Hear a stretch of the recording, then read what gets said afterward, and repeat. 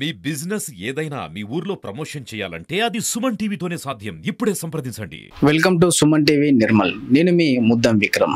ఒక అమ్మకు భూదేవికున్నంత ఓపిక ఉందని మనం బయట వింటూ ఉంటాం, చాలా మంది చెప్తా ఉంటారు. అయితే మొన్న ఈ మధ్య ఈనాడు మెయిన్ పేపర్లో వచ్చిన కథనం, ఒక అంగవైకల్యం కలిగిన శరత్ అనే అబ్బాయిని పద్మ అనే వాళ్ళ తల్లి 10th వరకు చదివిస్తూ మొన్న 10th ఎగ్జామ్ కొరకు వెళ్ళి అక్కడ పరీక్ష కేంద్రానికి వెళ్ళి ప్రతిరోజు పరీక్ష రాయిస్తూ తీసుకొని వస్తా ఉంది. ఇక్కడ ఈ విషయాన్ని గురించి గమనించిన సుమన్ టీవీ ఒకసారి వాళ్ళ స్టోరీ గురించి తెలుసుకుందాం అని చెప్పేసి ఇప్పుడు ప్రస్తుతం చించోలిలో వాళ్ళ ఇంట్లో మనం ఉన్నాము. బాబు గురించి, దాంతో పాటు విధి ఎలా తనతో ఇబ్బందులు పెట్టిందో ఒకసారి మనం అడిగి తెలుసుకుందాం.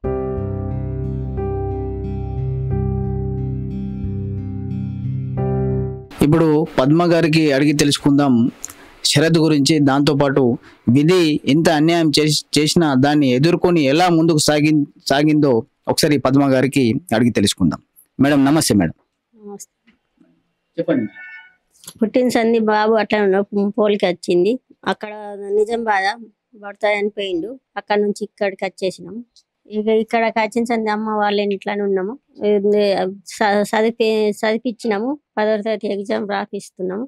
ఇంకా చదివియాలా, ఇంకా మంచిగా కావాలా, డాక్టర్ కేర్లను చూపియాలని అనుకుంటున్నాము. అన్ని నేనే ఇయ్యాలా, తినిపించడు, తానం చేపించడు, అన్ని నేనే ఇయ్యాల. పొద్దున సాయంత్రం అన్ని పని చేయాలా. ఆ బాబాయ్ ఏం పని చేసుకునలేడు. ఇప్పుడు శరత్ ఎలా చదువుతాడమ్మా? చదువులో బాగున్నాడా? చదువులో అట్లనే కొద్దిగా చదువుతాడు, కొద్దిగా మంచిగానే ఉంటాడు. ఇప్పుడు శరత్ కు ఇతర ఇంకా వేరే ఏ విషయాల పైన అతనికి ఇంట్రెస్ట్ ఉన్నదా? నేను ఇట్లా మంచిగా కావాలా, నేను అందరిగా ఉండాలన్నట్లా ఉంటది. బయట అందరి మాదిరిగానే తను కూడా మంచిగా చదువుకొని ఒక జాబ్ కొట్టి అందరి మాదిరినే ఉండాలని తన కోరిక అనుకుంటాడు. దేవుడు నాకెందుకు గిట్ల ఇచ్చానని మనసులో అట్లా అనుకుంటాడు, బాధపడతాడు. ఒక్కోసారి చచ్చిపోయింది పోప అనుకుంటాడు. నేను వాళ్ళ నాకుంటాడు అని తిడితే కూడా ఊకుండడు. ఆయనకు బగ్గ రేషము, బగ్గ మాటలు. ఆయన నేను మంచిగా ఉంటే నేను మీ కోళ్ళకి తినకపోతుంటే, నేను మంచిగా లేక మీరు తిడితే పడుతున్నానా అంటాడు. నేను ఏడన పోయిందాం పని అంటాడు. ఎట్లా ఆయన ఇష్టం, ఆయనకు అన్ని బుద్ధులు ఉన్నాయి. ఇష్టమైన కాడికి మాట్లాడతాడు. అన్ని కాళ్ళు నడక సాగుంది. అన్ని బుద్ధులు ఉన్నాయి, అన్ని ఉన్నాయి. తినుడు, తాగుడు అన్ని ఉన్నాయి. అయితే అమ్మ, ఇప్పుడు మీ అమ్మాయి పద్మ గారికి చిన్న వయసులోనే ఇలాంటి ఇబ్బంది జరిగింది. దాని తర్వాత మీరు మీ కూతురికి ఎలా మీరు సపోర్ట్ చేసింది? ఏం సపోర్ట్? మాతో అది కారం కట్టుకున్నది, ఉన్నది. కొడుకు కోడలు పెద్దగా అయినరు, యారండుకుంటున్నారు. మా బిడ్డని పట్టుకొని మేము ఉన్నాం బిడ్డ దగ్గర, అంతేగా. అమ్మ చెప్పండి, శరత్ కి ఏం పెద్ద అయినాక ఏం కావాలని కోరుకున్నా? బాబు చెప్తాడు.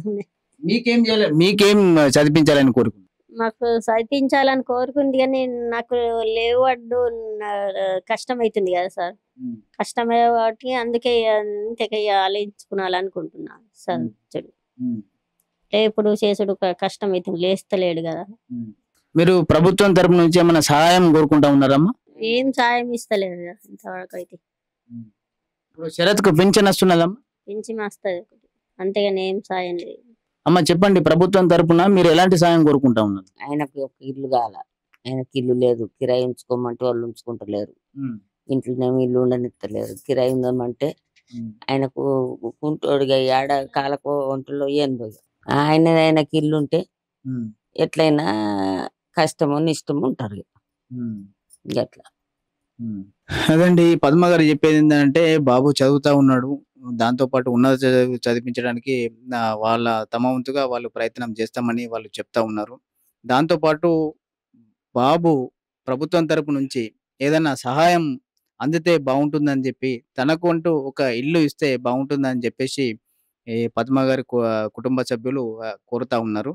ఈ విషయమై ప్రభుత్వానికి తెలియజెప్పే విధంగా సుమన్ టీవీ తప్పకుండా ముందుకెళ్ళి ఈ విన్నపాన్ని ప్రభుత్వం వరకు చేరే విధంగా తోడ్పడుతుందని చెప్పేసి సుమన్ టీవీ తరపున కోరుతా ఉన్నాం సార్. ఇప్పుడు శరత్ వాళ్ళ తాతగారు పోతన గారు మనతో పాటు ఉన్నారు. ఒకసారి పోతన గారికి అడిగి తెలుసుకుందాం. ప్రభుత్వం తరపు నుంచి ఎలాంటి సాయం కావాలని తను కోరుకుంటా ఉన్నారు, విందాం. శరత్కు ఇల్లు లేదు, ఏం లేదు, బాగా ఇబ్బంది ఉన్నది. వాళ్ళు కిరాయికి ఉంచుకుంటలేరు. ఒక ఇల్లు సాయం చేయాలని కోరుతున్నాం. వికలాంగుడు పోలికతోటి ఏం చేయాల పరిస్థితిలో ఉన్నాడు. కొంచెం సాయం చేయండి. ప్రభుత్వం తరపు నుంచి ఖచ్చితంగా ఇల్లు ఇస్తే బాగుంటుంది అని చెప్పేసి, దాంతోపాటు మెయింటెనెన్స్ కింద ఏదన్నా ఎవరైనా దాతలు ఎవరైనా ముందరికి వచ్చి సాయం చేస్తే బాగుంటుంది అని చెప్పేసి వాళ్ళ తాతగారు కోరుతా ఉన్నారు. ఇప్పుడు శరత్ అనే ఫిజికల్లీ హ్యాండిక్యాప్డ్ క్యాండిడేట్ ఇక్కడికి వచ్చేసి ఎగ్జామ్ రాస్తా ఉన్నారు. అయితే అతనికి కల్పించే సౌకర్యాల గురించి ప్రస్తుతం మనం ప్రిన్సిపల్ గారు మనతో పాటు అందుబాటులో ఉన్నారు, పరమేశ్వర్ గారికి అడిగి తెలుసుకుందాం. చించోలి ప్రభుత్వ సెకండరీ పాఠశాలలో చదువుతున్న శరత్ అనే అబ్బాయికి మా పరీక్ష కేంద్రం ప్రభుత్వ బాలికల ఉన్నత పాఠశాల సోమవారపేటలో కేటాయించబడింది. అయితే ఆ శరత్ అనే అబ్బాయి పోలియో వల్ల చిన్నతనంలోనే కాళ్ళు పనిచేయకపోవడం వల్ల ఆయన అంగవైకల్యంతో ఉన్నారు. ఆయనకు వాళ్ళ ఉపాధ్యాయులు ఫిజికల్ హ్యాండిక్యాప్డ్ కింద పరీక్షకు అప్లై చేయడం జరిగింది. దాంతో అతనికి మేము ఇక్కడ పిహెచ్ కింద అన్ని సౌకర్యాలు కల్పిస్తున్నాము. ఆ పిల్లవాడు రూమ్ లో వెళ్ళడానికి వీల్ చైర్ సౌకర్యం కల్పించాము. అదేవిధంగా పరీక్ష రూమ్ లో కూడా ప్రత్యేకంగా కూర్చోవడానికి ప్రత్యేకంగా ఆయనకు చేరేసాము. ఆయన రాయడానికి వీలుగా ఒక స్క్రైబ్ అభ్యర్థిని కూడా కేటాయించాము. ఆ స్క్రైబ్ అభ్యర్థి ఈ పిల్లవాడిని సమాధానాలు అడిగి ఆయనకు జవాబులు రాస్తున్నాడు. ఇది ప్రభుత్వం ఉత్తర్వుల ప్రకారం మేము నిర్వహించాము. తర్వాత పిల్లవానికి అవసరమైన నీటి సదుపాయము, ఆయన బాత్రూమ్ వెళ్ళడానికి కూడా మా అటెండర్ సహాయంతో వీల్ చైర్ ద్వారా తీసుకుపోవడం జరుగుతున్నది. ఆ పిల్లవానికి మేము అన్ని రకాలుగా సహకరించి అంగవైకల్యం గల పిల్లవాడు పరీక్ష మంచిగా రాయాలని మేము అన్ని సౌకర్యాలు కల్పిస్తున్నాము. మా సెంటర్ నంబర్ 04026, ప్రభుత్వ బాలికల ఉన్నత పాఠశాల సోమవారపేట, నిర్మల్.